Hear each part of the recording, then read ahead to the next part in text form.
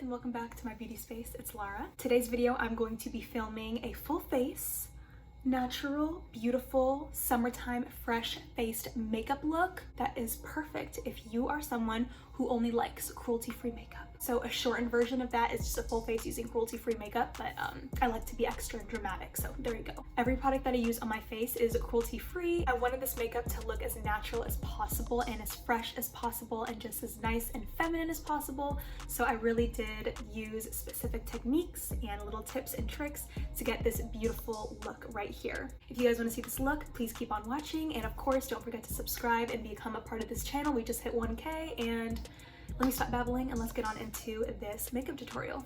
See you. All right, so beginning off this cruelty-free makeup look, I'm gonna begin by using this cruelty-free primer. This is from NYX. This is their Marshmallow Primer. I absolutely love this. It's great for smoothing, and it definitely has a little bit of a thicker, velvety marshmallow type of consistency because it is whipped, and I do have oily to combination skin, so I really like to use this product all over my face because it makes my skin really feel like it is prepped and primed and ready for foundation on top. I feel like it really does smooth out my skin, and it allows my makeup on top to really grip on it really nicely, and it won't really make the foundation settle in certain specific areas. It just kind of lays everything really smooth.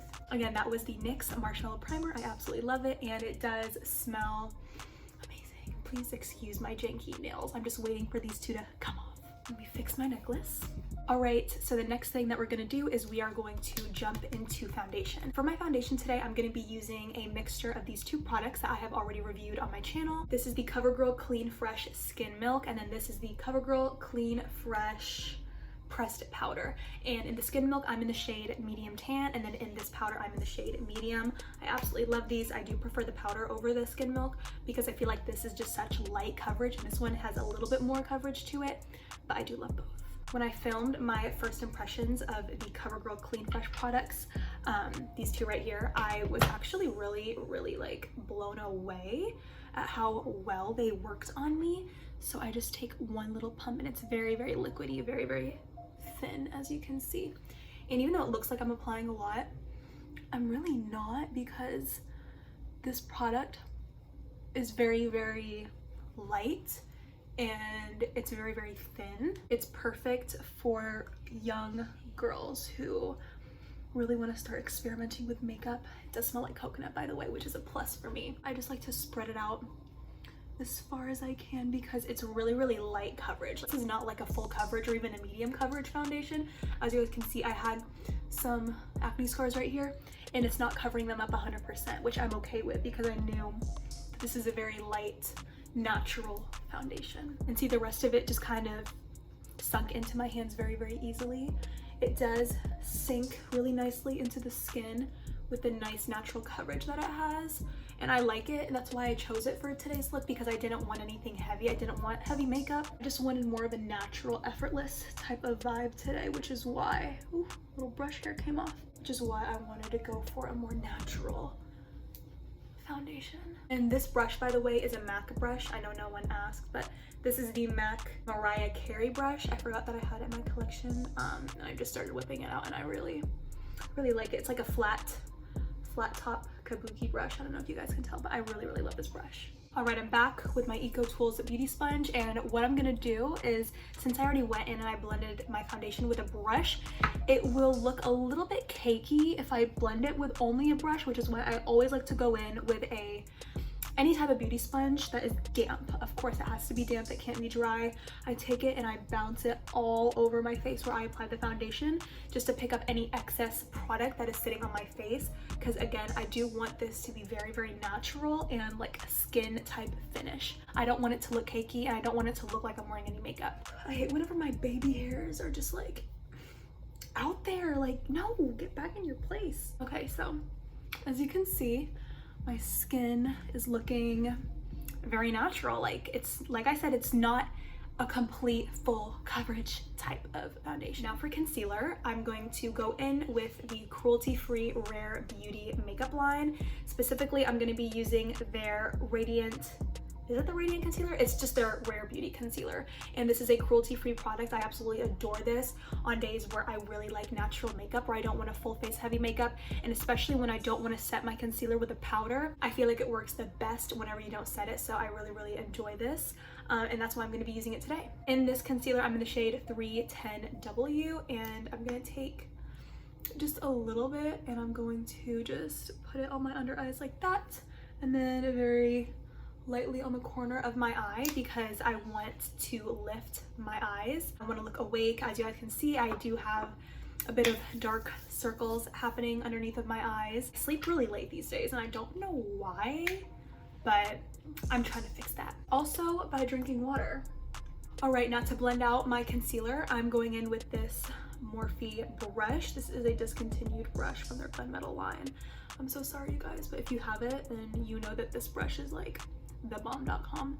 And I know that I always look like a maniac whenever I'm doing my concealer because I'm looking all over the place and my eyes are like squinting and I always look so crazy whenever I go back and edit the footage. Yeah. Did I forget to mention that we hit 1,000 subscribers here? We hit 1,000 subscribers. Thank you all so much for your support. Thank you all for getting me to 1,000 subscribers right after I hit 1 year on YouTube. Like 1 month after my 1 year mark on YouTube, I hit 1,000 subscribers. So I just want to say thank you so much to all of my subscribers for supporting me. Even if you guys are watching my videos but you don't subscribe, thank you just for being here, just for watching me and taking the time and the energy to show interest in my channel and what I have to do and say. I really, really appreciate it. Definitely would not have reached 1,000 subscribers if no one liked my content. So thank you all so much for being there for me and interacting with my content and, you know, leaving me video requests in the comment section. I really, really love talking to you guys. And thank you so much for just getting me to reach this milestone. So I really appreciate it. All right, so concealer is done. And as you guys can see, if we just take a second to look at my face and my base makeup, it looks super, super natural. I look very hydrated and I look very glowy. I look super healthy. I don't look cakey or dry or super, super matte, which is my favorite. I really, really love to have this type of makeup look where you can tell that I'm wearing makeup, but it looks so natural and not like I'm covering anything up on my face, but more like I'm enhancing my natural features and the natural beauty that I have with the makeup that I'm wearing. And like I said, I'm going back in with this beauty sponge to go ahead and just blend all over my face. Any product that I set and blended it with a brush, I always like to go back with a sponge and just soak up any excess product. That is key if you want natural, flawless looking makeup. Next, I'm going to set my foundation, and it is going to be the same CoverGirl brand. They're both from the Clean Fresh line, so I already did my foundation with this, and I'm gonna set with this pressed powder. And again, I'm in the shade medium, but I think today I'm gonna go in with a brush to apply the powder because I don't want it to look insanely concentrated on my face. I just want a really light level of powder just to set all over my face. I'm very, very lightly setting, like I'm not doing anything too crazy right now because I do want glow on my face. I do want to look healthy and radiant. I don't want to look super dry, so I'm just very, very lightly taking this and setting it on all the areas that I just want to set with powder very, very lightly.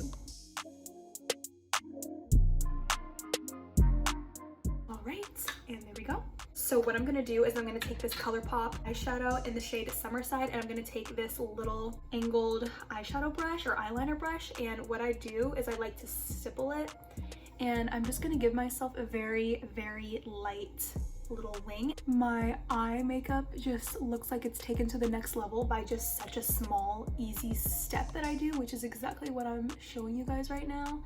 And then what I like to do is I like to just do a tiny little line and just kind of angle it outwards like I'm doing eyeliner, but it's just with eyeshadow. And I do it very, very messily, very, very sloppy because this is a very natural, effortless makeup look.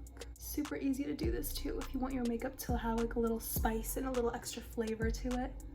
This is my favorite technique if I want to add a little extra glam without really trying. Today's cruelty-free mascara choice of the day is going to be the Pat McGrath Dark Star Mascara. I did film a first impressions of this on my channel a couple of months ago in 2020, so I'm going to be using this today.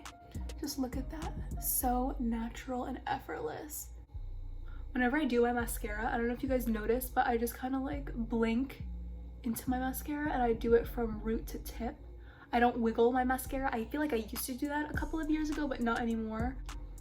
Just like that. And even though I have a couple of mistakes, like mascara flakes on my eyelid, I will just wait for that to dry and then I will just wipe it off with a Q-tip. Super easy.